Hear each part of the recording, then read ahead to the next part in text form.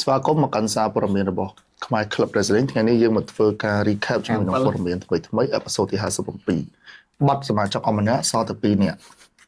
ថែមដល់មួយហើយថែមដល់មួយស្វាគមន៍មកកាន់ KCW podcast អេពីសូតទី57 Yes ចង់និយាយថាអេពីសូតនេះបាត់បងសែលអត់បញ្ហាមាន J ឲ្យជិន double J ចេះដល់ចេះចេះដល់đấy អូមែនបាត់មើលបានមកទៅបង3អាទិត្យតាំងពីសូមមកតែប្លូមក Yeah special episode លើកទី9យ៉ាងហើយបើសួរថាបាត់តាណាមានតាណានៅហ្នឹងនៅតែខ្មែរនៅតែពេញឥឡូវសួរចេះយើងនិយាយដល់ចំណុចហ្នឹងណាខ្ញុំធ្វើស្អីខ្លះហ្នឹងយើងឲ្យ topic បន្តិចសិនឥឡូវ2025បានកន្លះឆ្នាំហើយសល់មួយខែទៀតកន្លះឆ្នាំហើយមួយខែអីមកជីវិតហើយសួរតែកុំឲ្យថាដៃសួរសុកទុកគ្នាសោះឥឡូវខ្ញុំជឿលើព្រមលិខិតខ្លាំងណាស់បងចាំមកមិនទៅជិះយើងព្រមលិខិតវិញថតដើម្បីហ៎មកឥឡូវនិយាយមកមិនដែរខ្ញុំជួបបញ្ហាប៉ុន្តែ also good result ចេះមែនទេនិយាយថាអូខេឧទាហរណ៍ណាit's like គេតេស្តខ្ញុំអញ្ចឹងគេដាក់និយាយដល់ជីវិតរៀងក្តៅបើមិនសិនចេះលីបើមិនសិនចេះនិយាយគេដាក់អំពើមួយដែលមិនគប់ដែលមិនល្អអំពើមួយអត់ទេគេដាក់អីមួយដែលមិនល្អយើងធ្វើអូខេតែយើងមានសិទ្ធក្នុងការមិនធ្វើដែរត្រូវតែយើងជ្រើសធ្វើយើងអត់ចាប់យើងអត់បានគិតថាវានឹងដល់ថ្នាក់អីមួយឯងយើងគិតថាវាមិនអីចឹងណាអូខេយើង took the risk អូខេ and then bad result មកតែ bad result ដែលមកហ្នឹងណាវាមកជាលក្ខណៈដូចថាមកហ្នឹងមកដូចមក warning យើងណាព្រោះពេលវាមកហ្នឹងវាមានផ្លូវយើងដោះស្រាយអូខេហើយផ្លូវដោះស្រាយគឺភ្លាមយកមកឲ្យដោះស្រាយចេញយល់អូខេអញ្ចឹងវាបុយមិនតែតែម្ដង like កន្លះឆ្នាំនិយាយថា5ខែចុះមាន1ខែមួយgood learning curve good learning curve មួយហើយមួយទៀតឡើងឡើងយ៉ាងមុនទេឡវិញចឹងអត់អីឡើងជាមុនយើងបាត់មុខយើងអត់មានពេលធ្វើនេះប៉ុន្តែយើង focus ទៅលើការងារមួយផ្នែកទៀតដែរដូចអ្នកដឹងស្រាប់ហើយយើងធ្វើនេះវាគ្រាន់តែជា part of the passion អញ្ចឹងពេលខ្លះក៏យើងត្រូវ focus ការងារដែរយើងយកដែរចោលការងារបានវាជាឆ្នាំងបាយរបស់យើងអញ្ចឹងណាបើនិយាយរឿងឡើងហ្នឹងនិយាយចេះហ្មងបងចប់ខ្លះបច្ចេកខ្ញុំមួយហ្នឹងចប់បច្ចេកហ្នឹងវាធំដែរ imagine inviting មនុស្ស600នាក់ okay attend expectation មកតែ200ជាងហើយ and then មក4នាក់right so we good achievement មួយដែរ and then I got promoted at work so it's good and then good news មួយទៀតឥឡូវហ្នឹងខ្ញុំធ្វើ content engagement and stuff បូកភាគរយច្រើន like វាឡើងវាផ្ទុះ view ផ្ទុះអីច្រើនចឹងគេស្គាល់យើងមុន engage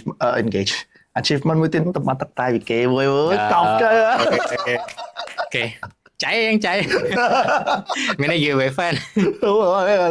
លុយអូខេ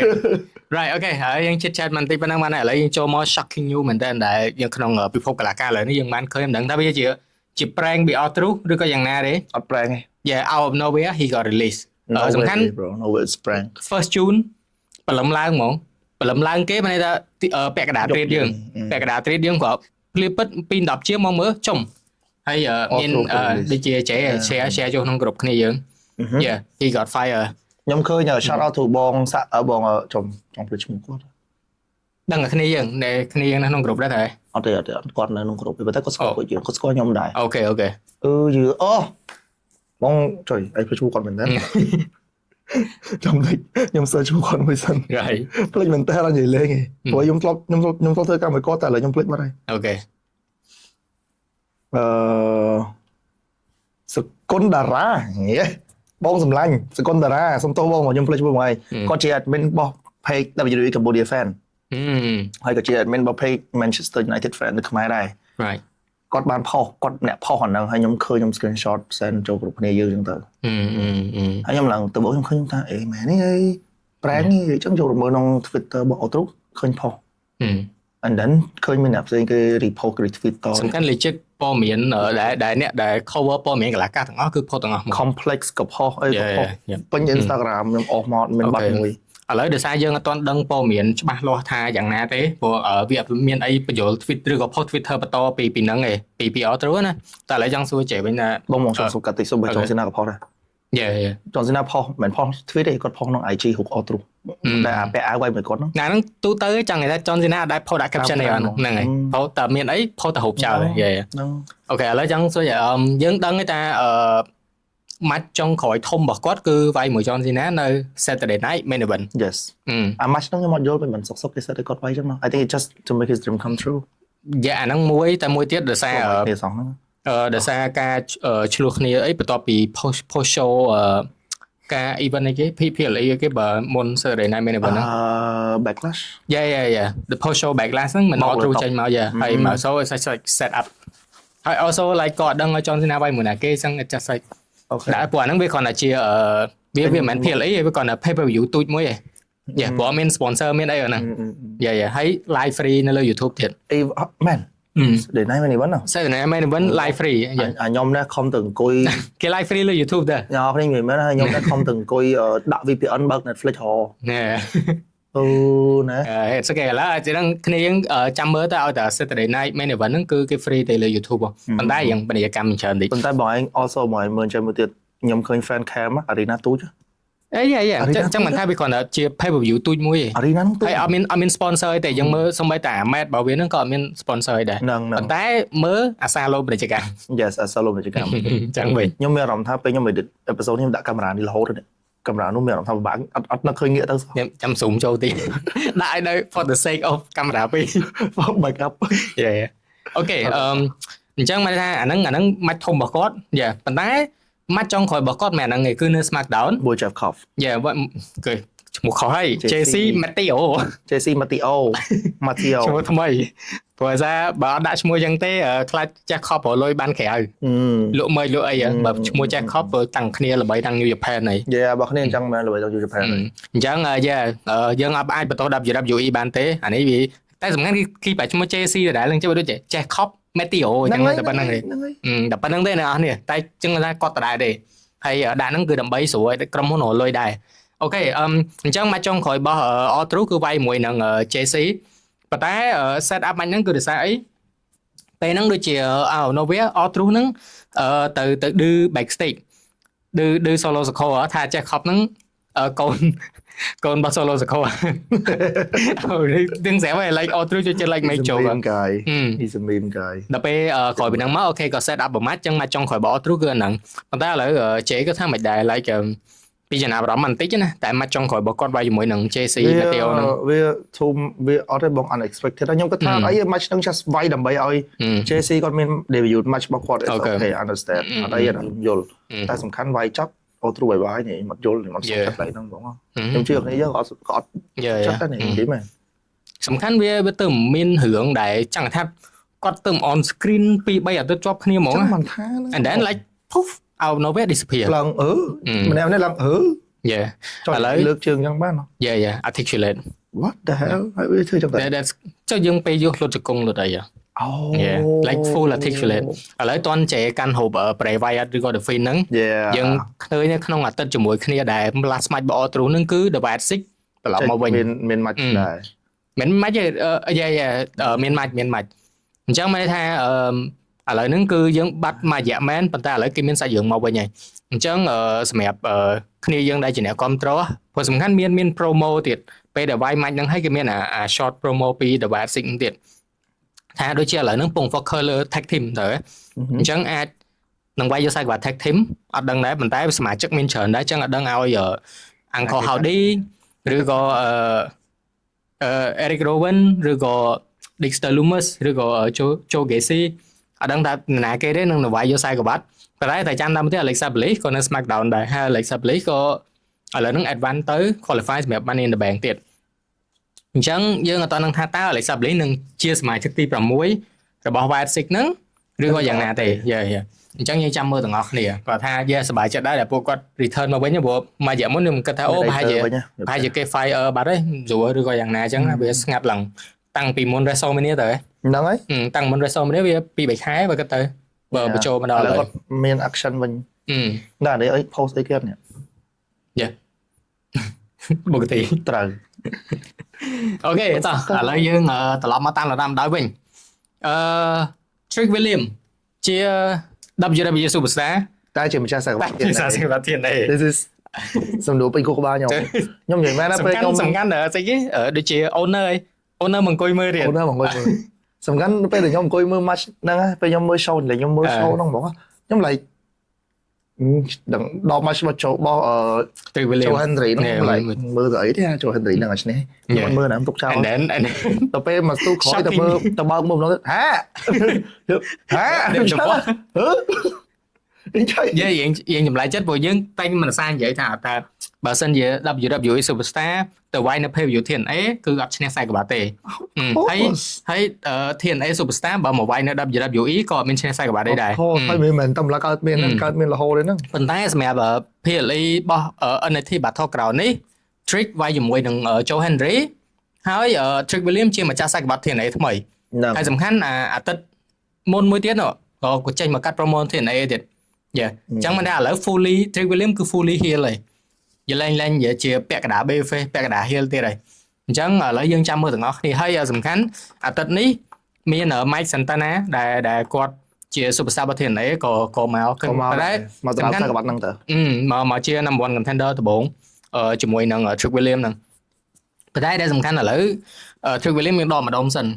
ta chạy có tha ở Joe Henry năng to con trai nó thiền này ở rồi có lại năng màu WWE màu WWE really I think yeah anh này thấy rồi có tầng main roster ok cái I mean make sense cái này dân cần mày đấy cho lấy dân cái ta Trick William năng drop sai của bạn năng phim một rồi có lại nó căn mà dễ sân nơi căn nhưng cái căn mà dễ sân thưa bad guy bad ass nơi thiền ấy đâu mong ad màu ở giờ phía bọn NXT nhưng cần trắng ta đang tham mình đang mấy này I don't know how long năng căn dạ bây giờ nè bây giờ là cái thử vay mùi trick kiểu may Santana mình may Santana nó cái tha dùng rúa tranh may đây may là tranh cho nên may tỏ hay là tranh là kẹp sinh bảo tranh của bên lươn pay đó thôi too fast nhưng cái tha anh là moose rồi gọi mà rồi trắng đó sao mà slam ấy maybe ok so ở lợi dương mà đó hot topic bởi dương món đại so far xem đẹp Money in the Bank dương đang sẽ với bàn tay chứ mình đã ngắm đằng chế chào đầu mà đi dương miên phía lý pì chọc khné đó anh ấy thi vơ cả lái hay nó ở Money in the Bank rồi chị mình đăng thà nó ngay từ mùi rồi đăng ngay từ mùi ta không mong cái này mùi ngày mùi dục ở đây vơ cả lái mong mình đọc cả lại hay đó máu tham mong pi cho pi tháng ngày hay ở Money in the Bank mong 7 3pm sọc kề 3pm sọc kề trong mấy blue giờ lại qua đây phải gọi đăng thả lấy cây miên cầm liệt đỏ clear tao màu nghề thầy thơ mà show tiền xa kìa arena là muối đăng arena tầm muối đi còn ấy bạn ta đăng không stay tầm muối bạn ta arena tầm muối rồi ớt đăng để đâu lên trong vòng nên ơi cái đĩa đồng hầm thế sầm khánh nó stand mong 7 3pm Money in the Bank á hay cho mà cho phải trong thế chẳng họ đô tờ screen nó lên ở đây chẳng vì ai chạy đôi chạy nhỉ vì ai pi start khó nè chẳng mình hai vai job nó cứ nè cái là ai chi clan chi mà tôi bởi cạnh chân nhóm ót cạnh chân làm cái lấy mà cái lấy đó đô ta cần méo khóc đã có méo mau méo Money in the Bank bắt lại vào ly chó dạ vào ly chó đô ở ly đi thôi nhưng cái thành chân thấy rằng vì ai nè tên sport chân này tên sport nó coi nó coi mơ cái hiệp trong đó máu nó tắt tới đó nè đổ máu đó nè cái liền máu từ thót muối đà thót muối là cái hay giống nè thót và tầm vay hơi từ press conference đi giống nè tầm gan hai rồi đi tới đôi ca WrestleMania mình chân này xây cái anh này thì Hall of Fame hay anh này thì xây cái Hall of Fame mong muốn chọc chọc đâu chưa có hiểm đây anh này thì ở Peleimon anh này thì cái Stand and Deliver Stand and Deliver hay Hall of Fame hay WrestleMania vậy ta đôi đi nó lại Booker T coi bên này ơi thưa hỏi để hay dùng ngắn Booker T coi bên này bây thơ chóp nâng coi xa cha nơi xa rô xa ấy tiết phi ngay dùng ngắn là bộ là bộ cầm mà co xa ap rong ap tờ lợn rong vú đó ap xa rong có vú thử ấy cụ hử men sủa nè riếp có vú xa có vú chụp liền men lấy nâng này vơ khả lái hay nâng ở Money in the Bank cứ ngay tầm muối khó khăn tầm màu cái nào nè chẳng dân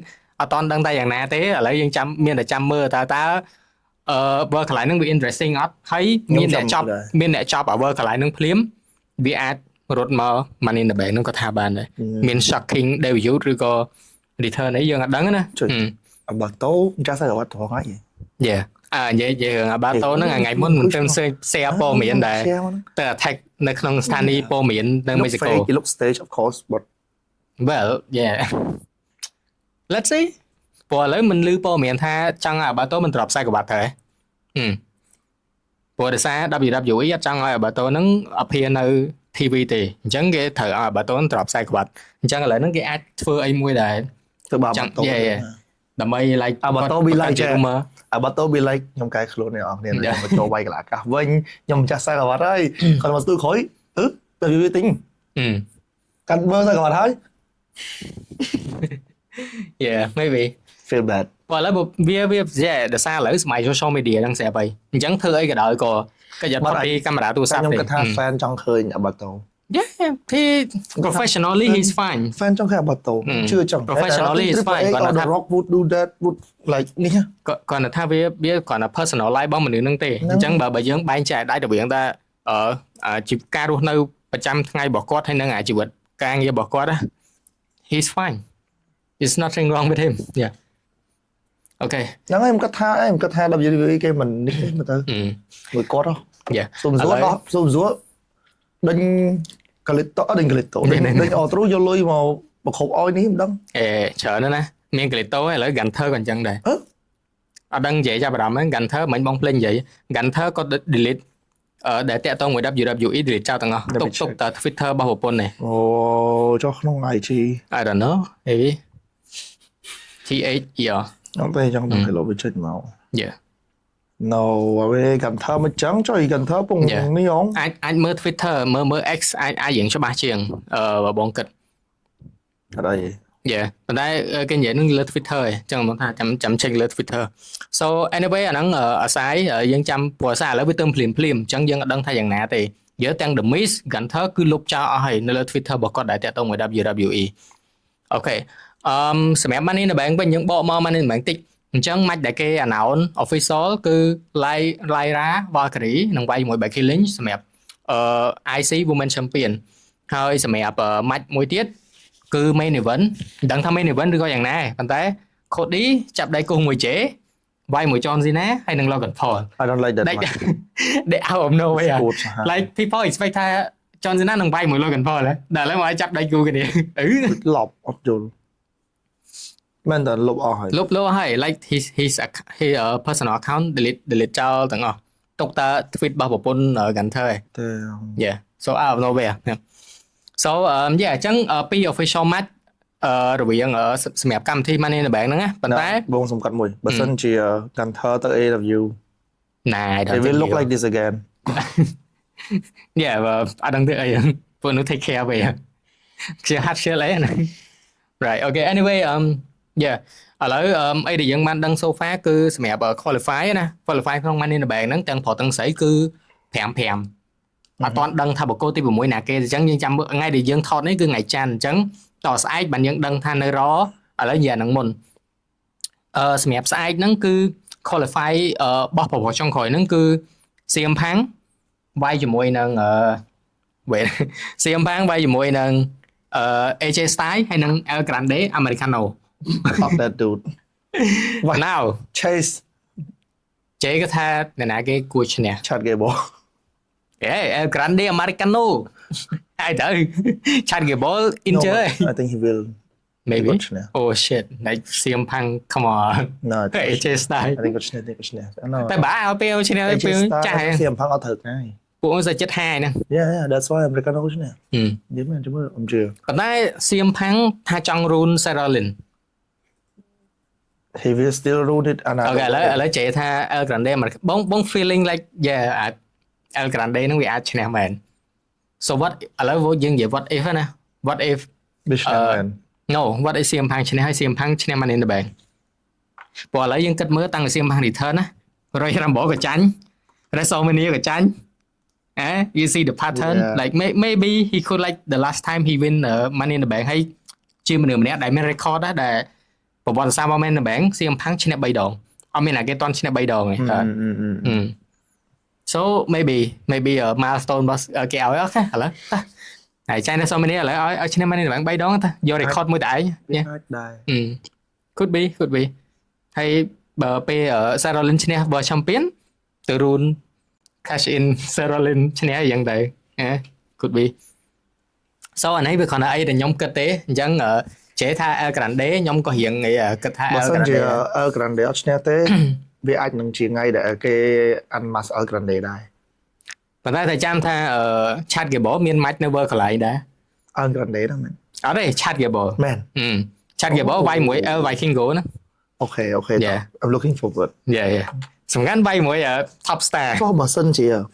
See that's why បងគិតថា plot twist បើសិនជាពងវាយគ្នា and then El Grande ចេញមក who is El Grande កាលមុនមិនចឹងដែរអាពេល Chad Gable ពង interview មិនមានគេចាប់ អាហ្នឹងមួយប៉ុន្តែបន្ទាប់ពីអាហ្នឹងមកយើងដែរឃើញ in action ទាំងពីរនេះអី could be ហើយសំខាន់មួយទៀតដល់អនម៉ាស់មកអត់ត្រូវ ហើយសំខាន់មួយទៀតដល់ Vikingo ហ្នឹងក៏មករអាទិត្យមុននេះក៏អង្គុយមើលដែរហើយចេញមកឆាឆៅម៉ាច់របស់ Chad Gable ហ្នឹងដែលផាន់តាឈ្នះ Advance ទៅ Money in the Bank ហ្នឹងហើយអូខេអញ្ចឹងឥឡូវយើងចាំមើលទាំងអស់គ្នាតើស្អែកហ្នឹងចេះផុសមកបានខ្ញុំចង់ផុសមក8ផឹកដល់គ្នាយើងមានអ្នកមើលអត់8ផឹកគេបើ8ផឹកតន់ហើយគេអត់តន់នេះហេគេអត់តន់លេងហេហើយគេលេងបានប្រហែលជា2 match យ៉ាតែ2 3 segment ទេប៉ុន្តែបើយើងផុសបងគាត់ថា match នេះវាអាច main event សម្រាប់ qualify Money in the Bank ហ្នឹងអញ្ចឹងវាអាច Sarolin ចេញមកឆាឆៅឬក៏El Vikingo ឬក៏ណាគេមកឆាឆៅ AJ Styles អញ្ចឹងទៅអញ្ចឹងវាអាចញ៉ៃអញ្ចឹងបងគាត់ថា match ហ្នឹងវាអាច main event អូខេអញ្ចឹងឥឡូវយើងត្រឡប់មកប្រវិញតើណាគេខ្លះ5នាក់ហ្នឹងអញ្ចឹងយើងមានwait a minute ចំបាត់ណាអូខេយើងមាន Solo Sikoa ឈ្នះមុនគេ qualify មុនគេ like out of nowhere ចេះក៏បាត់ទៅតែឈ្នះ Solo វិញ I love you Solo អូខេបន្តមកទៀតបន្តមកទៀតលេណៃ make sense right ហើយបន្តមកយើងមាន Sarolin ហើយបន្តមកយើងមានផាន់តាដែលទៅឈ្នះអាទិត្យមុនហ្នឹងដែលយើងបងនិយាយមិញហ្នឹងហើយបន្តមកអ្នកទី5គឺ Andrade ដែលឈ្នះនៅ SmackDown ដែលវាយជាមួយនឹង Jacob Fatu ហើយនឹងណាគេម្នាក់ទៀតប៉ុន្តែដោយសារមានការញ៉ៃពី team របស់ Solo ហើយនឹង JC ហ្នឹងក៏ Andrade ហ្នឹងដូចជា pin ណាគេនោះព្រោះពេលហ្នឹងវាយ3នាក់ដែរអូ Malakai Malakai Black so yeah I feel bad for him ប៉ុន្តែ Andrade ឈ្នះអូខេអញ្ចឹងយើងមាន5នាក់អីចឹងមានអ្នកទី6ដូចបងនិយាយមិញអញ្ចឹងតើអាចជា CM Punk AJ Styles ឬក៏ El Grande Marcano ហ្នឹងអូខេឥឡូវយើងមកស្រីបើស្រីទៅ5នាក់ដូចគ្នាគឺមាន Alexa Bliss Rhea Ripley Roxanne Julia ហើយនិង Naomi ប៉ុន្តែបងអត់ទាន់ដឹងថាqualify ម្នាក់ទៀតហ្នឹងនឹងវាយមកទេអត់ទាន់ដឹងគេអត់ទាន់ announce ព្រោះ search មកព្រឹកមិញស្រាប់ឃើញតើចេះថាអាច Stephanie Van Care នឹងមក debut ដល់ខ្ញុំគិតចឹងព្រោះដោយសារមានមាញ់នៅ World កន្លែងអញ្ចឹងបងនិយាយមិញថាចាប់ World កន្លែង film មក debut ចុងក្រោយអ្នកទី6ហ្មងខ្ញុំគិតចឹង I think so let's see ខ្ញុំគិតព្រោះដោយសារចេះឥឡូវយើងនិយាយដល់ Stephanie Van Care ហ្នឹងដែលគាត់ recently ទៅចាញ់នៅព្រឹត្តិការណ៍ជា show ធម្មតារបស់ NXT ដែលចាញ់ Jessie Jane សំខាន់ឈ្នះJordan Grace នៅ Battleground ប៉ុន្តែមកចាញ់ Jessie Jane នៅនេះវិញ normal show វិញអញ្ចឹងវា out of nowhere មែនតើហើយអានេះបងគិតមួយទៀតតើវាជា hint រវាងថាទាំង Jordan Grace ហើយនឹង Ricky Sane ហើយនឹងStephanie Van Care ហ្នឹងនឹងអាច call up មក main roster អញ្ចឹងណាព្រោះថាឥឡូវគេ fire ក៏ច្រើនអញ្ចឹងវាត្រូវការអ្នកមកថ្មីអញ្ចឹងអាចតែចេះគិតមិនដែរ like វាលឿនពេកអត់លឿនសម្រាប់ Jordan Grace បើមិនខើទាំង Ricky Sane ក៏អញ្ចឹងមិនខើគាត់ថាអីសារគាត់រៀង experience វាគួរសមដែរ Ricky Sane គាត់អីថាមើលទៅអត់ឲ្យលឿននិយាយទៅយល់ថាពួកហ្នឹងវាមាន experience នៅ indie show មានអីច្រើនប៉ុន្តែបងគាត់ថា feeling like សំខាន់មកឈ្នះសាយកបាត់ក៏លឿនដល់ពេលឥឡូវ like ចាញ់ទៅ Ethan Page ដូចនេះហ្មងyeah I think it's too early ហើយសំខាន់មកមិនដឹងទៅគួរទៅរកឲ្យ SmackDown តែឥឡូវបើលេងគិតលេង Ricky Sane គួរចេះគិតអីគិតនេះតែបើទៅអាចកុងគ្នាមួយ LA Knight វាស្តៀងគ្នាចាឥឡូវបើរវាង Stephanie Van Care ហើយនិង Jordan Grace មួយណាទៅ SmackDown មួយណាទៅ Raw Stephanie SmackDown you think yeah តែបងគិតថា in-trend របស់ Stephanie វាសំដូច Raw ជាងយល់វាបកក្រហមងង Let's see ខ្ញុំចង់ឲ្យទៅ SmackDown ចាឥឡូវបើពេលអាហ្នឹងថាមកទាំងពីរអត់ទេបងនិយាយ Money in the Bank ណា តែពេលហ្នឹងមួយណាគួរ debut នៅ Money in the Bank I think Jordan Grace មុន ចឹងមិនថា Jordan Grace ជាមនុស្សទី6 I think so okay make sense right yeah ចាំមើល man Jordan Grace ហើយ man Vancouver Storm ចេះខាគេទៅមិនចាញ់ qualify match ដែរហ្នឹងចឹងអូខេនិយាយទៅចេះmatch ដែលនៅ SmackDown កាលពីអាទិត្យមុនចាំមិញ Naomi Nia Jax ហើយនឹង Jade Cargill សក់អាទិត្យមុនហ្នឹងហើយ3អ្នកហ្នឹងវាយហើយ Naomi ឈ្នះហ្នឹងហើយ Naomi pin នេះ Nia Jax យ៉ាយ៉ាងមកគាត់ថាអាចឥឡូវគេ keep ព្រោះដោយសារបងមានអារម្មណ៍ថា Jade Cargill និយាយទៅបើពិសោធន៍គាត់នៅខ្ចីខ្លាំងហ្នឹងនិយាយទៅពួកគាត់អត់ដែរវាយនៅ Indie Show វាយអីដូចពួកនោះគាត់ debut មកគឺ AW យកហ្មងអញ្ចឹងមកគាត់ថាបើប្រៀបធៀបបបិសោតបើសិនជាលើគាត់លឿនទៅក៏ហើយការវាយរបស់គាត់អីក៏រៀងនៅ stir ច្រើនដែរបើប្រៀបធៀបមួយ Stephanie មួយ Jordan Grace មួយឡើងមកដល់លើរិញធាក់ឯងជើងសិនគាត់ទៀត so yeah យើងចាំមើលទាំងអស់គ្នាតែអាច Jordan Grace ឬក៏ Stephanie ឬក៏ព្រោះសារចេះStephanie ចាប់ដៃគូជាមួយនឹង Lola Vice វាយជាមួយនឹងចែស្អីគេនេះនៅ Triple A នេះ Dali ហើយនឹង Chick Tomanta ដែលប្រហែលអាទិត្យហ្នឹងក៏ឃើញទាំងមក Raw ឃើញទាំងមក NXT មកឆាឆៅ match របស់ Stephanie ហ្នឹងអញ្ចឹងបងគាត់ថាអាចឈ្នះឬក៏ចាញ់វាអាស្រ័យគូកីឡូនៅ World កន្លែងហ្នឹងអាចណាគេពី WWE មកឆាឆៅពួកហ្នឹងទៀតក៏ថាបានចាំមើល World កន្លែងហ្នឹងគេ design របៀបម៉េចនោះ World កន្លែងឆារញវងមូលអីអត់ maybe ធ្វើ like ដូច6 8ជ្រុងឬក៏តែក៏មានអាជ្រុងរិញជ្រុងធម្មតាដែរហ្នឹងហើយប៉ុន្តែevery more គេស្គាល់ដោយសារអាជ្រុងមានច្រើន let's see okay ឥឡូវនិយាយរៀងទៅមកទេណាអ្នកគ្នាប្រសាវា cross វា relate គ្នាហ្នឹងហើយអញ្ចឹងមិននិយាយដល់ Ethan Page ឥឡូវហ្នឹងគាត់ជាម្ចាស់សកវត្ត North American អញ្ចឹងគាត់ក៏មាន match នៅបើកន្លែងហ្នឹងដែរវាយ Fatal 4way ហ្មងអញ្ចឹងសំខាន់ out of nowhere Rey Fenix នៅ SmackDown មកវាយយកសកវត្ត North American ហ្នឹងដែរហើយបន្តមកមាន J1 យ៉ាង OG របស់ J ហ្នឹងមានមកចូលរឿង J1 ហ្នឹងហ្មងតែ J1 វាដើរជាលឿងមួយគេវាដើរតែវាគុំ Ethan Page យូរហើយវាឆ្លុះគ្នាអាវាយមហឹកមកវាយបាក់ថ្មិញអញ្ចឹងវា make sense ហើយបន្តមកទៀតមាន Laredo Kid ដែលនៅ Triple A អញ្ចឹងវាយ match ហ្នឹងគឺ Fatal 4way តែឥឡូវ J គេថាណាគេអាចឈ្នះ Ethan Page ដែរ what if គេឲ្យ superstar របស់ Triple A ឈ្នះបើឥឡូវទៅដូរខ្សែក្រវ៉ាត់ដែរ TNA ទៅមក Triple William កាន់ហើយ you know could be ហើយវាគេធ្វើ cross ទៅមកព្រោះដោយសារវាជាអីដែលបងគិតណាគេធ្វើជា spin មួយដើម្បី like ឆ្លង promotion ហើយនឹងឆ្លង superstar រវាង TNA Triple A ហើយនឹង NXT អញ្ចឹងគេ keep SmackDown ហើយ Raw ចេញដើម្បីកុំឲ្យ connect គ្នាអញ្ចឹងគេសុកចិត្តទាញប្រជាប្រិយភាពរបស់ 3 show ហ្នឹងទៅតែមួយហ្មងដើម្បីពេលដែលបងគិតណាអញថ្ងៃក្រោយ 3 ហ្នឹងមើលចូលគ្នាយកហ្មងទៅជាតែមួយ show ឯងយល់អាច TNA NXT ឬក៏អីយ៉ាងដែរហើយបន្ទាប់មកធ្វើ show ហ្នឹង3ម៉ោងដូច Raw ដូច SmackDown ហ្នឹងរបៀបចឹងអានេះក៏បងគិតទេគិតលេព្រោះឥឡូវយើងដឹងស្រាប់ហើយ TKO ញ៉ៃខ្លាំងណាសុកដេញ superstar ដែលនៅនឹងយូរមើលជាងមាន outro អញ្ចឹងអាចអ្នកបន្ទាប់អាច Demis ឬក៏ Gunter ក៏ថាបានយើងអត់ដឹងទៅអត់អញ្ចឹងគឺវាញ៉ៃមែនតើអញ្ចឹងអានេះគ្រាន់តែជាការគិត Kalito ហ្នឹងបានទៅKalito មួយទៀតសំខាន់ Dominic អីក៏វាផុសដែរអញ្ចឹង very sketchy ប៉ុន្តែដឹងឯ Kalito ខ្វះតែកាន់ខ្សែក្រវ៉ាត់ version champion មួយទៀតនេះ Grand Slam មែនតើចង់ថា like យើងអត់ expect ទេយើងអត់ expect តែ like សុក Kalito like ខ្វះតែ version champion Grand Slam ដែរបាទចម្លែកណាអត់ឈ្នះមួយទៅតែដឹងតែវាយមួយនេះគេជេអ៊ូសូ could be maybe តែសម្ងាត់ឥឡូវជេមាន match ចាប់ដៃគូមួយ Cody វាយនៅ Money in the Bank អាចារ្យណា could be opening match of course it is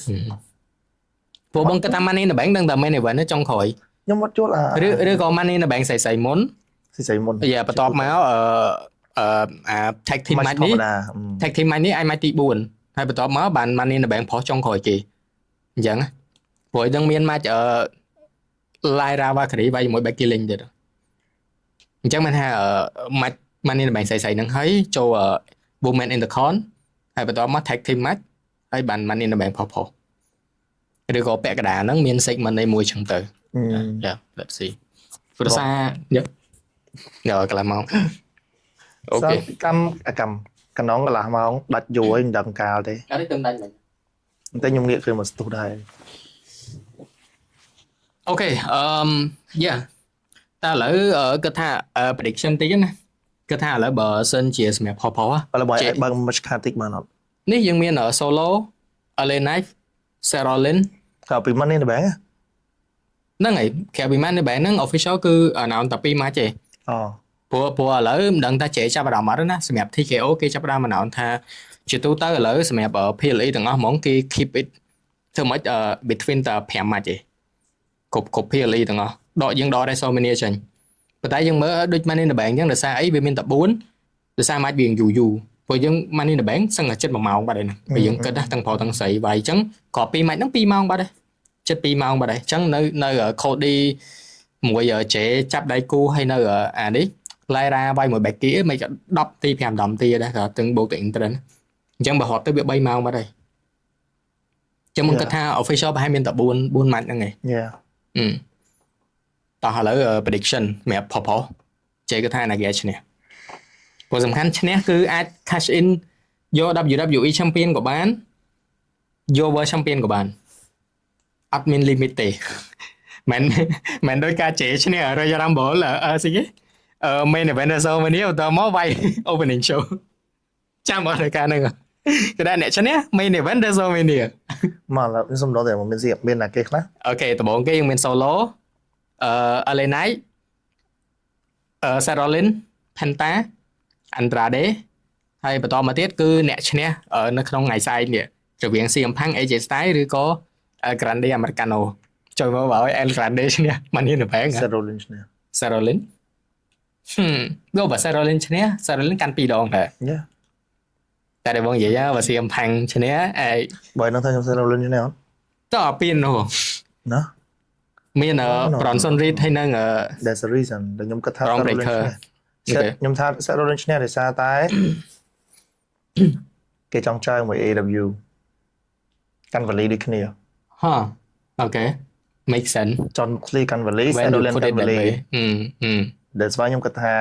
កាន់កបូត Sarolin ឈ្នះមើលខ្ញុំគិតចឹងបើសិនជាឈ្នះគឺហ្នឹងហើយអូខេតែបើ Sarolin ឈ្នះទេមានតែអ្នកឈ្នះមានតែអ្នកនៅក្នុង El Grande match ឈ្នះ CM Punk ឬក៏ El Grande សម្លាយណាបើឥឡូវយើងមើលPenta ដែរឈ្នះហ៎ច្រើន Penta តំចូលទេតុកសិន Andrade អត់នេះក៏គ្មានតែខំដែរហើយបាត់ដល់ទេហើយបើ solo ទៀតតែយើងនិយាយលេងសើចsolo សខោអាចឈ្នះអាច solo អាច Jeff Cobb ជួយមួយចឹងទៅឈ្នះវិញឬក៏ Jacob Fatu មកជួយដែរចឹងណាវាអាចចឹងទៅវាអាចធ្វើឲ្យអា bloodline ហ្នឹងចាប់ដើមរៀងឡើងវិញចឹងឬក៏ពួក Samoa ណាមក debut មួយទៀតមកជួយ solo ខ្ញុំងត់ឃើញណាគេមកសប្បាយអត់ដល់មើលចុះនៅនេះទៀតស្អីគេ Hukaleo ពោះហ្នឹងហើយHukaleo ណាខ្ញុំមកឃើញតើហ្នឹងឬអញ្ចឹងទេថាមក Tonga ហើយនឹង Tongaloa return គឺថាបានណាព្រោះពេលហ្នឹងបាត់មកយាយវាពង injure អញ្ចឹងវាអាច solo ឈ្នះចាប់ផ្ដើមធ្វើសាច់រឿង bloodline ឡើងវិញឃើញទេហើយចេះកបវ៉ាទូចាប់ផ្ដើមស្ដាប់ solo វិញណែអញមាន Money in the Bank អញ្ចឹងឲ្យត្រូវស្ដាប់អញវិញព្រោះឯងកាន់ US champion ហ៎យ៉ាញ cash ហែងអញ្ចឹងព្រោះកាលមុន Austin Theory មិន cash in ខ្សែក្បាត់ US អួតចុយមក But anyway វាគ្រាន់តែការគិតរបស់យើងតែជេគាត់ថាអាច either ម្នាក់ក្នុងចំណោម3នាក់នៅក្នុងស្អែកហ្នឹងឬក៏ Sarolin បងគិតចឹងដែរអាចCM Punk បើសិន CM Punk ឈ្នះព្រោះបងគិតថាគាត់ deserve it ហើយវាជានិយាយទៅដូចបញ្ចូលមកនឹងយើងវាជា milestone មួយដែលចង់ថាមានតែគាត់ហ្មងព្រោះថាគាត់សំខាន់ណាស់ពេលគាត់ឈ្នះ2ដងហ្នឹងគឺឈ្នះ2ឆ្នាំជាប់គ្នាមិនម្លងណាបើដូច Edge កាន់2ដងដែរប៉ុន្តែម្លងបើនោះ2ឆ្នាំជាប់គ្នាមកចឹងមិនគិតថាបើ CM Punk ឈ្នះម្ដងនេះវាអាចជាលើកចុងក្រោយរបស់គាត់ហើយគាត់ជាមនុស្សដែលម្នាក់គាត់ដែលគាត់កាន់បាន3អញ្ចឹងណាមិននៅបែង3តែឯង ហើយអាចពីនឹងទៅព្រោះ Sarolin បើនិយាយត្រង់បើសិនជាអត់ Money in the Bank ក៏អាចទៅវាយ World Champion ឲ្យបានដែរព្រោះយើងមានប្រងព្រៃខើយនិង Bronson Reed មកជួយប៉ុន្តែនិយាយរឿងហ្នឹងបន្តិចណា faction ថ្មីដែលយើងដឹងថាSaturday Night Main Event ហ្នឹងមិន Bronson Reed return ហើយមកជួយ Sarolin ចាឥឡូវជេគាត់ថាteam ហ្នឹងឬ team របស់ Paul Heyman ថ្មីហ្នឹងដែលយើងគាត់ថាជា evolution 2.0 អីហ្នឹងគាត់ថាវា make sense អត់វាដាក់ Bronson Reed មកអត់វាឲ្យហើយសំខាន់យើងដឹងស្រាប់ហើយថា Bronson Reed មិនទៅមកឆ្លោះគ្នាមួយ Sarolin ហើយ Tsunami ឡើង 6-7 ដងហ្នឹងឡើងទូសាច់ចឹងវាអត់យល់កែហ្នឹងវាហើយសំខាន់អាកាត់ segment ទៅមុនហ្នឹងក៏បញ្យល់វារៀងអត់សូវក្បោះក្បាយទៀតអញ្ចឹងវារៀងប្លើមែនតើថាតើ head Paul ឲ្យដាក់ Bronson Reed មកតែយើងចាំមើលអាទិត្យស្អែកនេះថ្ងៃស្អែកហ្នឹងតើរកគេនឹងបញ្យល់យើងយ៉ាងណាតែបើជេគាត់ថាក៏វាអត់សូវ make sense ដែរយើងគិតតអត់ make sense អញ្ចឹងហើយបើយើងឃើញដឹងថាBronson សុនមីលើ Sarolin ច្រើនហើយដល់ពេលចុងក្រោយមកជួយ Sarolin អញ្ចឹងដល់ម្ដងសំខាន់កាមុននិយាយ funny ដែរកាមុន Sarolin មិនមានអ្នក security ហ្នឹងហើយ J&J ជួយ Moxley ហើយនឹង Jamie Noble ដល់ពេលឥឡូវ B&B ប្រង breaker ហើយនឹង Bronson Reed ជាអត់ផុតមាន security ឡើយមាន security ហើយឈ្មោះអសរដូចគ្នាអសរដូចយីមែនយើងមើលព្រោះមានអារម្មណ៍ថា Paul Heyman ដល់ពេលឥឡូវមានអារម្មណ៍ថាគាត់រៀងពិបាកធ្វើការបើមានអារម្មណ៍ថា pressure គឺលើ Paul Heyman ខ្លាំងបើស្អីគាត់ទៅធ្វើមិនលើកម្ដង3នាក់ឲ្យវាឡើងស្មើគ្នាបើកាមុនវាត្រឹមតែ Prom Breaker អូខេ like Sarolin វាជាអាចថាអាហ្នឹងគេហៅថាមិនវារៀង legend ណាវារៀងអ្នកយូរអញ្ចឹងវាមិនធ្វើការនេះទេប៉ុន្តែដល់ពេលឥឡូវ Paul Heyman និយាយ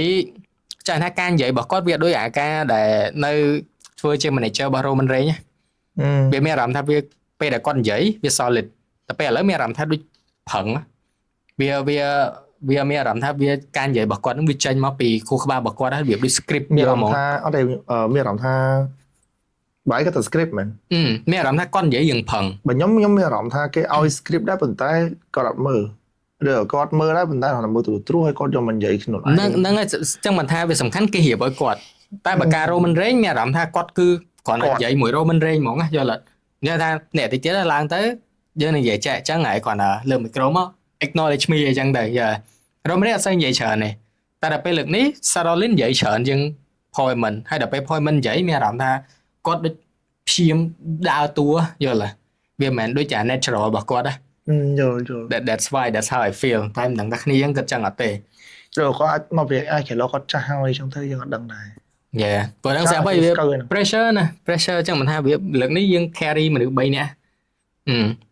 តោះឥឡូវយើងអត់ទេយើងចាំមើលស្អែកនឹងដឹងហើយឥឡូវយើងតមកទៀតសម្រាប់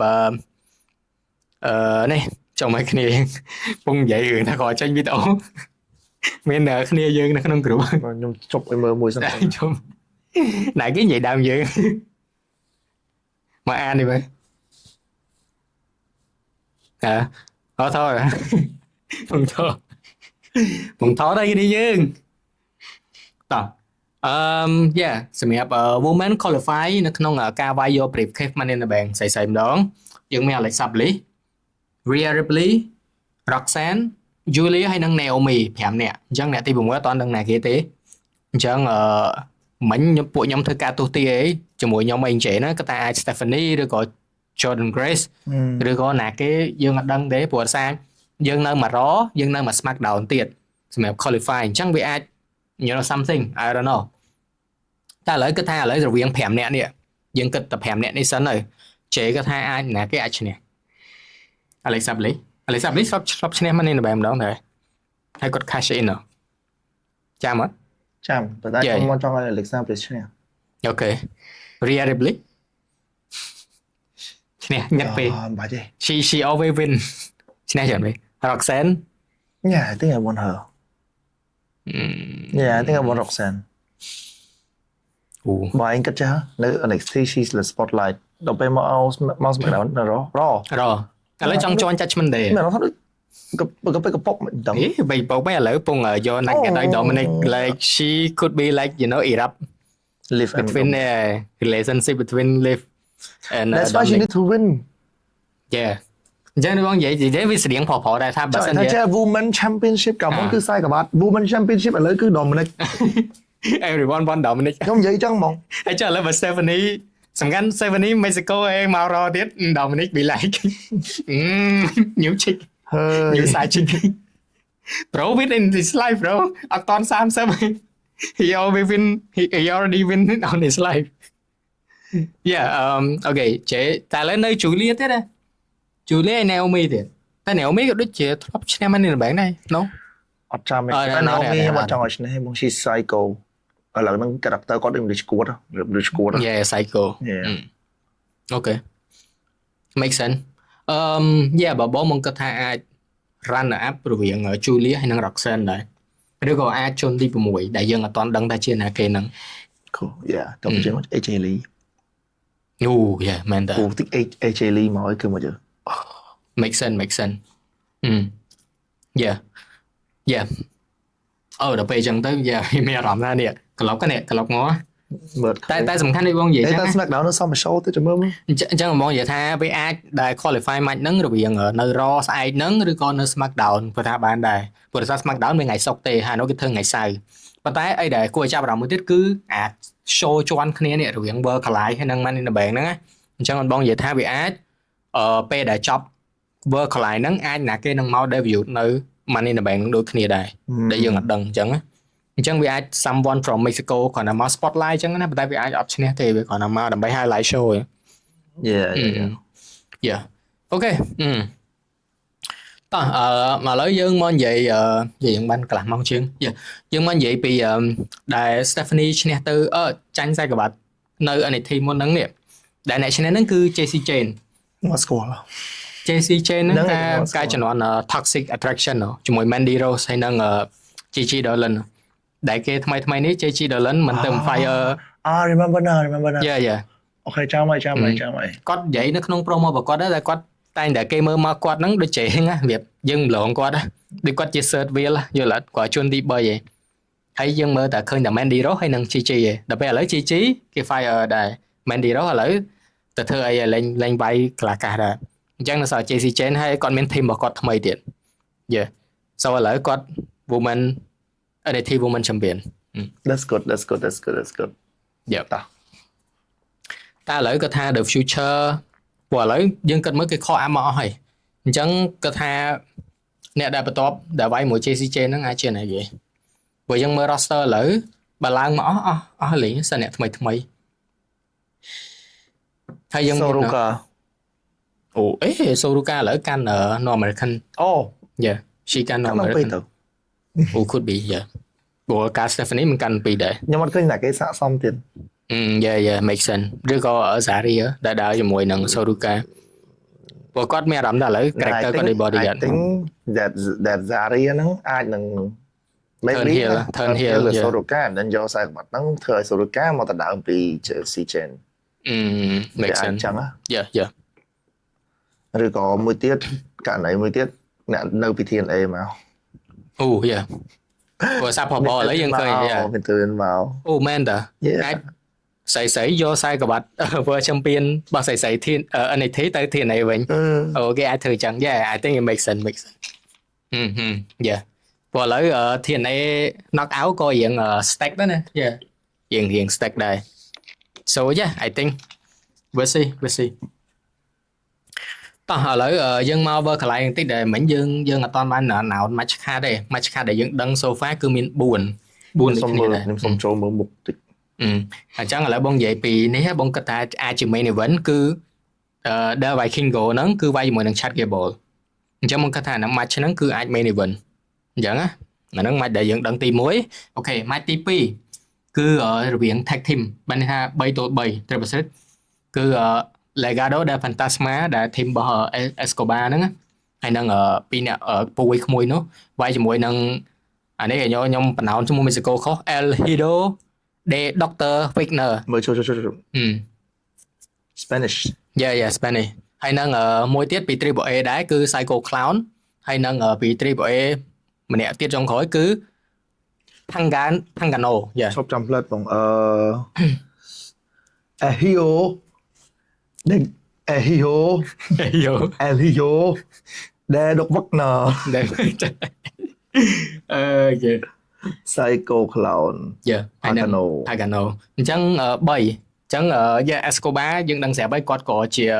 អាចថា legend ឬក៏អ្នកដែលចង់ថាកាន់ legacy ពីពុកគាត់ដែរអញ្ចឹងណាហើយធ្លាប់វាយនៅអីគេ Lucha Underground នេះដែរអញ្ចឹងមកគាត់ថានេះវាយ៉ាង solid ដែរដែលបងគាត់ថាលើកមុខ team ហ្នឹងហើយទៅវាយអញ្ចឹងមកគាត់ថាវាអាចLegado អាចឈ្នះហើយបើ Vikingo ឲ្យមួយ check គេបងគាត់ថាអាច Vikingo ឈ្នះof course Vikingo ឈ្នះហើយអាច call up គាត់មក NXT ឬក៏ Vikingo ឈ្នះតែឈ្នះព្រោះបើ Vikingo ចាញ់មានតែឃើញមុខច្រើនណាស់ព្រោះសំខាន់ឃើញមុខតាំងពី WrestleMania បើ Vikingo ចាញ់មានតែ Americano មកអរេបងគាត់ថា Vikingo ឈ្នះហើយអាច call up មក either NXT ឬក៏Raw ព្រោះសារឃើញមុខតាំងពី WrestleMania មកអង្គុយមើលរហូតអញ្ចឹងមកមើលគួយស្អីសុកហៅទៅជាស្កតែពូម៉ាក់រៀនប៉ែត Jesus ខ្ញុំស៊ីអីឡើងឆ្ងាញ់បាត់ស៊ីអីសុកចាយបាត់ស្កអូខេเอา topic ឥឡូវចឹងមិញយើងមាន2 match ណារវាង World ឥឡូវ match ទី3គឺ tag team ដែរមិញ Triple Threat 3-3មិន Triple Threat 3-3 ខែគេ 3-3 6 man tag team 6 man tag team ចឹងមិន 6 man tag team ចឹងអានេះ tag team វិញស្អីចឹង Stephanie Van Care ចាប់ដៃគូជាមួយនឹង Lola Vice វាយជាមួយ Dali និង Chick Tormenta ដែលខ្ញុំនិយាយមុនហ្នឹងហើយ match ទី4គឺ Fatal 4-way សម្រាប់ North American Champion អញ្ចឹងយើងមានម្ដងទៀត Ethan Page ដែលជាម្ចាស់ខ្សែក្បាត់វាយជាមួយនឹង Rey Fenix ពី SmackDown វាយជាមួយនឹង J1 ពី NXT ហើយនឹងវាយជាមួយនឹង Triple A Superstar Laredo Kid អញ្ចឹងណាគេអាចឈ្នះអាច Laredo Kid តែឥឡូវហ្នឹងអារម្មណ៍របស់ខ្ញុំអត់ទាន់ចាំតាមដានមើលណាខ្ញុំចង់ដឹងថាស្អែកហ្នឹងឬក៏យប់ហ្នឹងនឹងមានព័ត៌មានអីឬក៏ podcast ជាពិសេសរបស់ Busted Open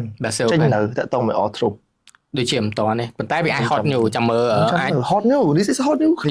អាចមើលលើ YouTube បើ YouTube បងគិតថាលឿន hot new ខ្លាំងហ្មងបើមើល YouTube និយាយមែនណារឿង outro នឹងមើល hot new ខ្លាំងហ្មងព្រោះសារគាត់និយាយទៅគា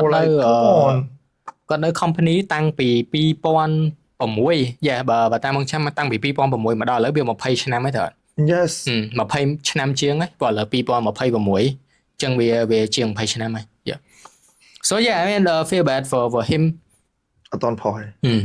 នៅបែរគេនៅ gather ព័ត៌មានឲ្យអស់សិនហើយបានគេនិយាយតែម្ដងអញ្ចឹងបងជឿថាបើនិយាយលឿនពេកដូចយើងអញ្ចឹងយើងអត់ដឹង breakdown មិនវាអត់ដឹងនិយាយពីណាទៅណាព្រោះឥឡូវគាត់ក៏ post តែ tweet មួយ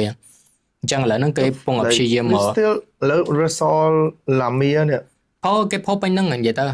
បងមើលព័ត៌មានហ្នឹងពេញហ្នឹងព្រោះបើមើលលឿនយើងមើលលើក្នុង Google search ឃើញគ្រប់ solid របស់អ្នកដែល cover ព័ត៌មានកន្លះកាតទាំងអស់គឺ post ទាំងអស់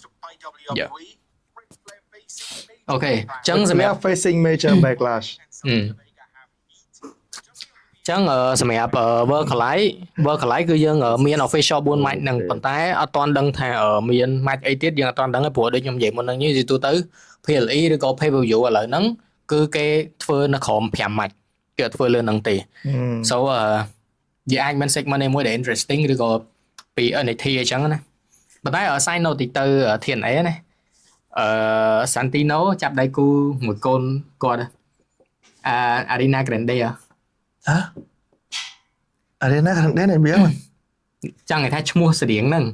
What ឈ្មោះកូនរបស់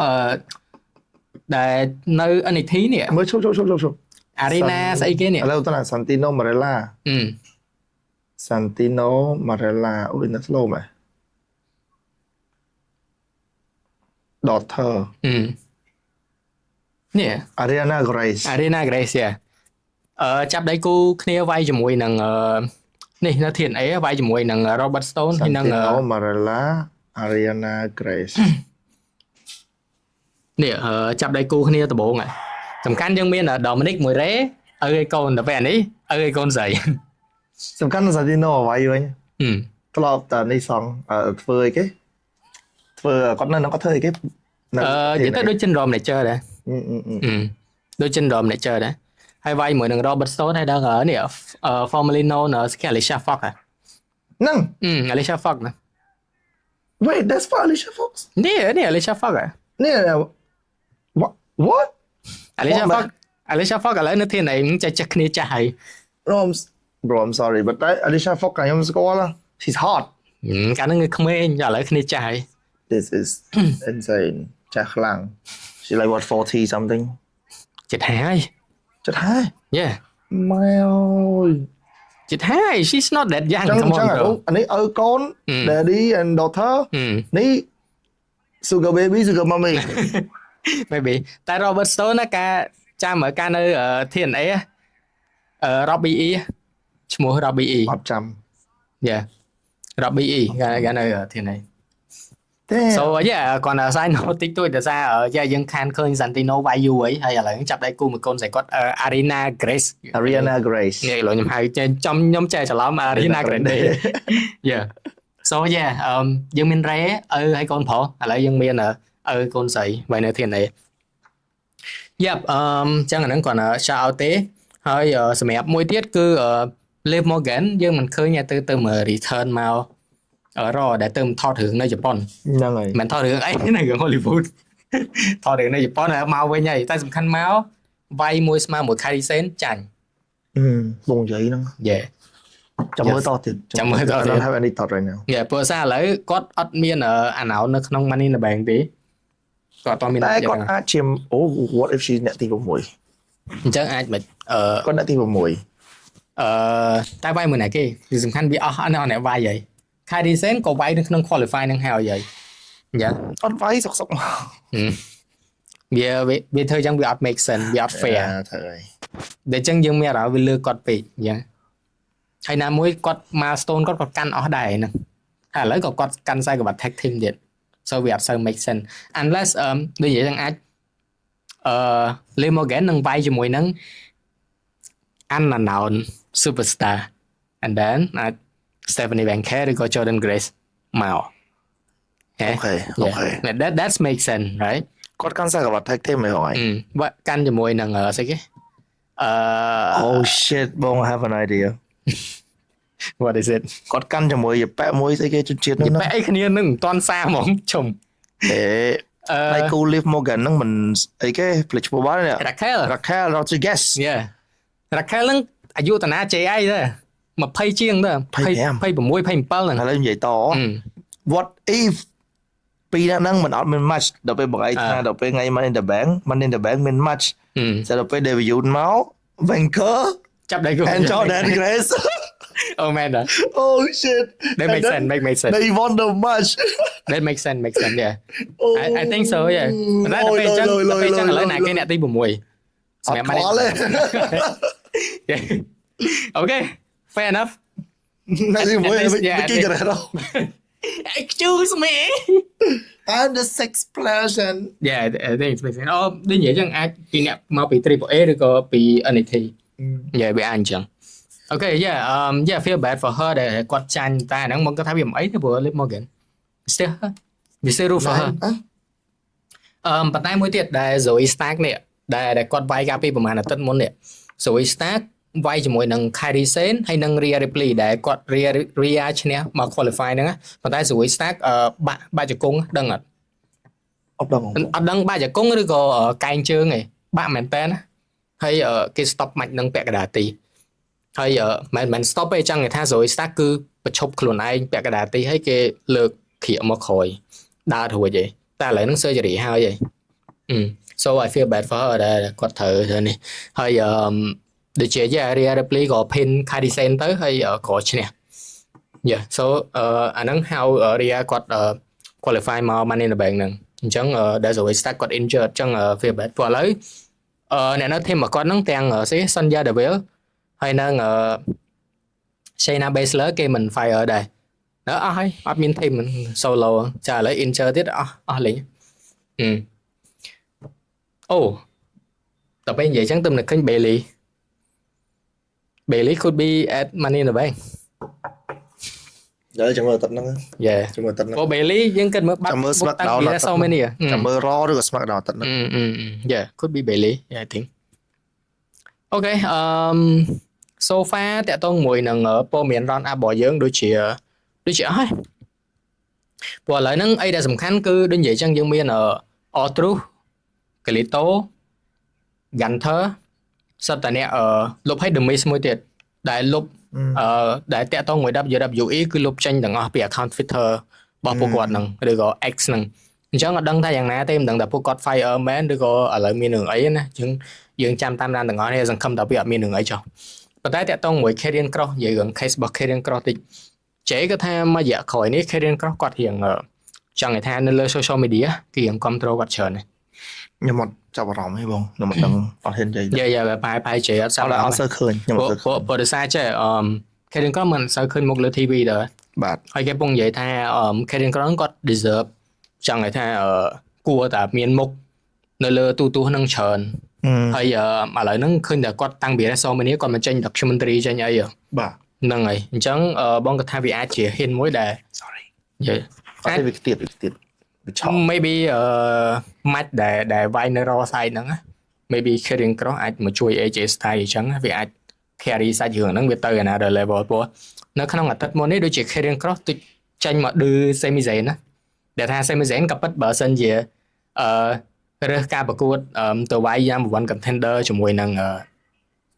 ជាមួយណាគេដែលវាយមួយ John Cena ទៅហើយមក SmackDown ទៅចាប់បាត់ហើយដល់ពេលសុកចិត្តមកចាប់ដៃគូមួយ CM Punk នៅអា Saturday Night Main Event នោះហើយចាញ់ and then like Karrion Kross ចេញមកឌឺ like អាហ្នឹងវាត្រូវឌឺyeah ប៉ុន្តែបងគិតថាហ្នឹងវាអាច something that turn Sami Zayn heel you know what I mean yes I know so it could be like Sami Zayn ចេញមកធ្វើដូចជួយ CM Punk and then cost CM Punk ធ្វើស៊ី yeah and then Karrion Kross មកជួយ AJ Styles អញ្ចឹងទៅ and then តែឈ្នះវិញyeah អូដល់ cool yeah អាចដែរព្រោះដោយសារ Chad Gable ឬក៏ El Grande Americano ហ្នឹងមាន match នៅ World Collide ហើយចឹងมึงគាត់ថាវាអត់ចាំបាច់ដែលChad Gable ហ្នឹងមកវាយនៅ Money in the Bank ទេឬក៏អូខេគាត់អាចqualify មកប៉ុន្តែក៏មិនឈ្នះ Money in the Bank ដែរអាចyou know អាច solo ទៅយើងនិយាយលេងសើចមិញអាច solo ឈ្នះអីចឹងទៅធ្វើស៊ីយើង yeah so yeah so បងគាត់ថា topic ដែលបងវិភាគមកហ្នឹងអស់ហើយឥឡូវជេមានអីបន្ថែមទៀតអត់យើងបងនិយាយ AW បន្តិចAW I have no idea what's going on now វាចង់និយាយថាចេះចាំមើលមិនដឹងគ្នាយើងចាប់អារម្មណ៍អត់ទេណានិយាយ case study របស់ AW តិចបងមានអារម្មណ៍ថា PLE ឬក៏ pay per view របស់ AW so that អត់ទេចង់និយាយថាពេលដែលរៀប show យើងអត់ទៀងដូច WWE ទេអត់ពេលខ្លះ like វា out of nowhere មួយខែយើងងាត់ PLE 2ដងក៏មានដែរយកបងនិយាយដល់ពេលអញ្ចឹងទៅមានអារម្មណ៍ថាយើងអត់ដឹងថាតាមដានសាច់រឿងហ្នឹងថាវាសុកវាវាយនិយាយទៅវាយដាក់ខ្សែក្រវ៉ាត់រហូតហ្មងយល់ទេទៅវាអត់ប្រយោជន៍ខ្លាំងហើយមានអារម្មណ៍ថាសុំទៅជាអា show ធម្មតាពេលខ្លះល្អមើលជាងអា PLE ទៀតព្រោះពេលខ្លះ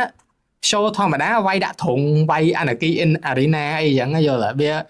វាមិនចាំបាច់តមើលត pay per view លើកមុនហ្នឹង match របស់អីគេទៅនេះ Kenny Omega ហើយជាមួយណាគេវាយ tag team ជាមួយ Young Buck ហើយមានវាយហ្នឹងវាយជាមួយ Young Buck Arena ស្អីគេហ្នឹងអាហ្នឹងវាយ5ស្មើតើ5ស្មើហ្នឹងហើយមានដូចជា Kenny Will Ospreay Swerve yes Will Ospreay Swerve ហើយនឹង2អ្នកទៀតណាគេដឹងតែ5ហើយបន្ទាប់មកវាយមួយ Dead Rider អាហ្នឹង double នោះទិញហ្នឹងហើយ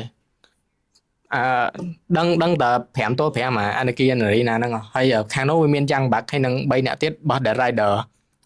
Claudio ហើយនឹងJohn Moxley ហើយនឹងណាគេមួយទៀត Wheeler Yuta ឬក៏ណាគេអត់ដឹងទេដឹងតែ5ស្មើនេះមានស្រីម្នាក់មានមកខាងមានអូខេអញ្ចឹងខាងប្រុសមាន Willow Nightingale ហើយខាងស្រីមាននោះប្រពន្ធរបស់ Roderick Strong ឈ្មោះស្អី Maria Sophia ចាហើយមាន Samoa Joe មានអីចឹងទៅហើយខាងនេះមានហ្នឹងហើយ4នាក់ហ្នឹងគឺមិញខ្ញុំរាប់ហើយមាន Swerve ច្រឡំ Swerve Will Hobbs Samoa Joe ហើយនឹង Kenny Omega ហើយនឹងនេះចាំមិននិយាយថានិយាយទៅវាពិបាក tracking មិនដែរសម្រាប់ព័ត៌មានតាក់ទងមួយ AW ព្រោះមានអារម្មណ៍ថាទាំង show ទាំង segment ហើយពេលខ្លះ cross គ្នាអានោះមានសាច់រឿង segment ដូច Kenny អញ្ចឹងណាបាយមើលនេះខ្ញុំឲ្យបាយមើលមួយអានេះ fake ខ្លាំងណាចាំផ្លាត់ចាំមើលអានេះអត់អីទេអានេះអត់អីណាអានេះបោះទៅវាខ្ទាតទៅកលៀកលុករៀលនេះthis is กระดาษចោអានេះស្នោចោវាអត់ឃើញវាជាធំដៃខាត់វាជាធំវាគួរតែធំវាដៃខាត់វាដៃខាត់ដាក់ឆាដៃខាត់ឆា ប៉ុន្តែមានអីមិនដឹងវាល្អមើលនិយាយទៅ it's pretty decent វា decent ប៉ុន្តែដូចនិយាយយ៉ាងពេលខ្លះមានអារម្មណ៍ថាអា main event របស់វាឬក៏អា PLE ឬក៏ pay per view ហ្នឹងយើងពិបាក tracking ម៉ោងពេលឬក៏ខែវាអត់ដឹងតែខែណាមាន event ហ្នឹងយល់ហើយជួនកាលបងមានអារម្មណ៍ថាដូច double or nothing ហ្នឹងមួយឆ្នាំ2 ដង 3 ដងឆ្នាំ2 3 ដងនិយាយយល់ហើយវាចង់ឲ្យថាវាវល់ហ្មងដល់ពេលអញ្ចឹងវាអត់ដូច WWE យើងដឹងថាអូខេយើងមាន WrestleMania ឬក៏អីចឹងទៅតោះយើងមក1ម៉ោងហើយចេះ close ឆ្លៀតប្រមូលបើជើងទៅហើយសំខាន់យ៉ាងបាក់វាពាក់កៅអៅដូចពួកជនជាតិអង់គ្លេសពេលមក conquer អាមេរិកត្បូងសំខាន់វាបាន revolution សំខាន់ចេះបានឆ្លៀតប្រមូលបើជើងពួកហ្នឹងតែយើងដឹងដើមមែនណាសម្រាប់ប្រមូលបើជើងស្អីគេហ្នឹងដែលថាយ៉ាងបាក់ទៅប្រមូលយ៉ានេះហ៎ស្វើប្រមូលពេលហ្នឹងស្វើវាពាក់ស្វើពេលហ្នឹងពាក់បើជើងហ្នឹងហក់ជន់បងប្អូនយ៉ាងបាក់ម្នាក់ to be honest បង feel bad for Samoa Joe I am of course Samoa Joe like could deserve like something like you know do something in NXT ឬក៏ទៅធាននេះបាញ់តែកឹបបាញ់តែកឹបអាហក់មកហក់ស្វើបាញ់តែកឹបចូលទាំងអស់ដល់ពេលនៅ Oh shit yeah តើនេះមានអារម្មណ៍ថា like ម៉ាច់របស់ Swerve បងមានអារម្មណ៍ថាវា brutal ឯមែនណាប៉ុន្តែដល់ពេលមើលយូរបងមានអារម្មណ៍ថាតលន់ណាបាញ់ដាតអីណាចូលមានអារម្មណ៍ថាការវាយរបស់ Swerve យូរវា gimmick វាដូច John Moxley ហ្មងណាបើអត់បាយឈាមមិនម៉ាច់របស់ John Moxley ដល់ពេល Swerve ដូចគ្នាដល់វាយយូរលេង focus លើ move set របស់ខ្លួនឯងទៅជា focus ទៅលើអាវាយ brutal វាយអីដោយការវាយជំនាន់មួយ Hangman Page អីចឹងដល់ពេលឥឡូវទៅជា Hangman ហើយនឹង Will Ospreay ឡើងវិញយល់អាពីនោះទៅវាយរៀងប្រើម៉ាច់ប្រើមូប្រើអីរៀងគ្រាន់បើជាង Swerve ជាង Kenny វិញដល់ពេលអញ្ចឹងមានអារម្មណ៍ថាវាសូវ៉ាមែនទេទៅដូចនិយាយពិបាក tracking សម្រាប់ AW ហើយឥឡូវយើងសួរមើលថាឥឡូវ superstar ណាដែលយើងតាមដានសាច់រឿងខ្លាំងគេនៅ AW វាសឹងតើយើងនិយាយ Dead Rider John Moxley ក៏មិនមែនដែរ Will Ospreay Kenny Omega return មកវិញក៏បានមកប្រែក៏ក្រោយមកក៏ម៉ែយល់វាអត់មាន solid សាច់រឿងទៅជារបៀបដូចជា Ricochet វិញយើងតាមដានវិញយល់ព្រោះវា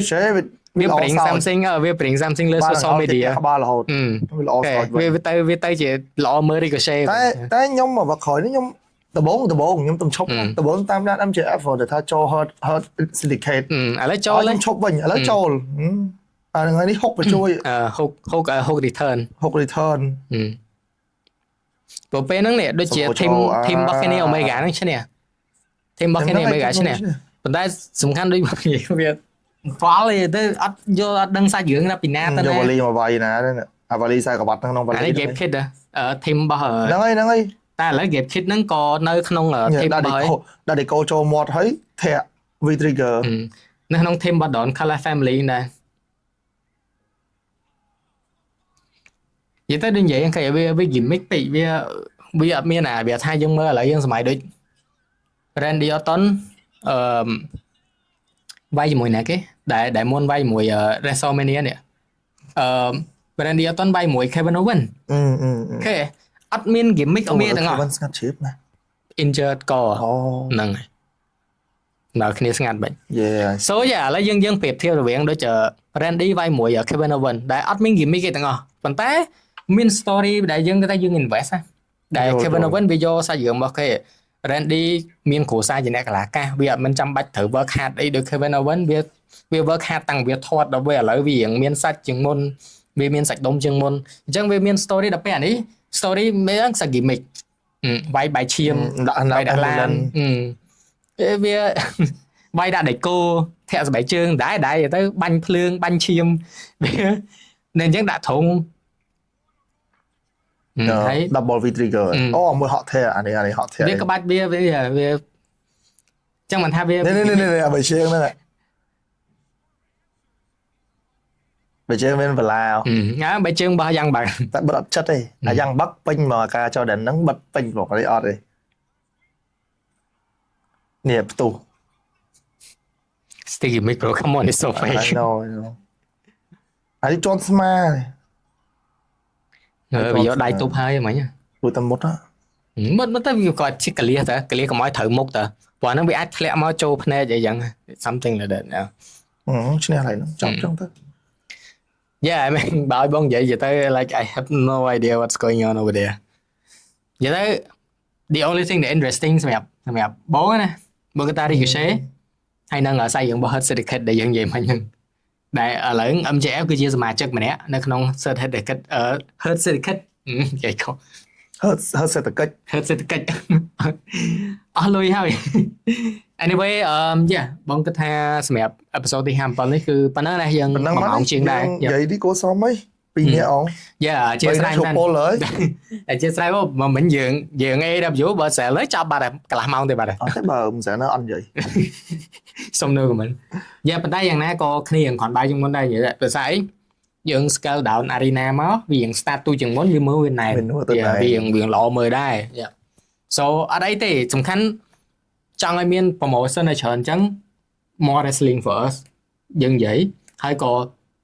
ដែលអ្នកដែលជាកីឡាករហ្នឹងក៏គាត់មានកន្លែងច្រើនវាមិនមែនដែរអូចាំតើ milestone ត្រូវមក WWE ក៏ដែរមានជំរឿនទៅ TNA ទៅ NXT ទៅ International ចឹងទៅ Yeah ទៅ International ច្រើនទៅ New Japan ទៅអីចឹងទៅអញ្ចឹង more wrestling good for people បើសិនជាអ្នកទាំងអស់គ្នាសួរថាតាម Money in the Bank ពួកខ្ញុំមាន plan ធ្វើ watch party អត់សង្ឃនិយាយថាអត់ទេនិយាយទៅយើងចង់ដែរប៉ុន្តែយើងនឹងស្រាប់ហើយថាសូម្បីតែក្រោយចេញpodcast នេះតម្រាំយើងមានពេលជុំគ្នាឥឡូវដល់ពេលមានពេលជុំគ្នាសមអាទិត្យទៀត out of nowhere ស្រាលគាត់ថាគាត់រវល់ទៀតអញ្ចឹងក៏យើងតែប្រហែល6ថ្ងៃទៀត6ថ្ងៃទេហើយថ្ងៃសៅរ៍នេះខ្ញុំក៏6អីតែ5ថ្ងៃទៅដកគេធ្វើថ្ងៃសៅរ៍យ៉ាតន់ទេធ្វើតន់ទេយីមែនយ៉ាអត់ទេនេះជើងក្រោយចាំជើងក្រោយចាំវាចាំ Survivor Series យ៉ាព្រោះ SummerSlam វាក៏ដូចអត់មាន excited ដែរចាំមើលចាក់ស្ដាយចាំមើលចាក់ស្ដាយអាស្អីគេនៅ Perth ខ្ញុំភ្លេចបាត់ទៀតនេះអាហ្នឹងម៉ោងល្ងាចក្រោនជួលហ្នឹងម៉ោងល្ងាចមិនម៉ោងល្ងាចទេគេថាអាខុសគ្នាពីយើង1ម៉ោងនឹងល្ងាចយ៉ាអូខេយ៉ាល្ងាចអាហ្នឹងម៉ោងអង្គុយផឹកដាក់ត្រាហ្វអីចឹងណាចាក់យល់ល្អទេខ្ញុំចាំអាកាខ្ញុំទៅមើលបណ្ដានៅ Score Bar គឺជាកន្លែងដែលគេចាំ sport right sport បាទបងបណ្ដាលនៅស្រុកគេនៅខ្មែរវាមិនពេលព្រឹកដូចគ្នាហើយពួកបារាំងវាផឹកពេលព្រឹកអញឆ្ងល់វាផឹកមែនចុះពួកហ្នឹងម៉ោង7ម៉ោង8មិនទាន់ឈៀហី3ផឹកណាអស់នេះយើងនិយាយចឹងដូចអ្នកមើលបាល់មិនចឹងដែរអ្នកមើលបាល់ចាប់ពេលជុំវិញពិភពលោកបើម៉ោងតាមអឺរ៉ុបគេមិនពេលផឹកឬក៏ពេលថ្ងៃយល់ពួកនោះជាងការវាអាចផឹកថ្ងៃដូចគ្នាតែអង្គុយក្នុងបារក្នុងផាប់មើលហ្នឹងគឺញ៉ាំទាំងផឹកហ្នឹងឯងចុះរយៈពេលផឹកតែយើងនិយាយថាមួយទៀតស្រុកគេតិចអញ្ចឹងវាញ៉ាំទៅវាក្តៅគេថាមនុស្សអាចគេថា AI ទីទៅនឹងស៊ីដាច់ហើយជំនួសមនុស្សហើយ AI cannot drink AI cannot drink ទេយ៉ាតែគេផឹកអត់បានទេយ៉ាតែគេបង្កើត robot មួយឲ្យផឹកប៉ណ្ណាំងមួយមនុស្សខូចម៉ាស៊ីនលើតាក្រង Who know find me an AI that can drink 6 beer 6 cans of beer មុនម៉ោងមិន10ផឹក Okayយ៉ាអរគុណអ្នកនរសម្រាប់ការតាមដានហើយយើងជួបគ្នាអ្នកនរគ្នាកុំផឹកអីអត់ល្អទេតែបើហៅខ្ញុំផងកាយ complete inbox អូខេអញ្ចឹងជួបអ្នកនរនៅអេពីសូតទី58សង្ឃឹមថាយើងនឹងជួបគ្នា3អ្នកពេញឬក៏4អ្នកឬក៏5អ្នកឬក៏2អ្នកទៀតឬក៏2អ្នកទៀត Thank you Solo I love you KCW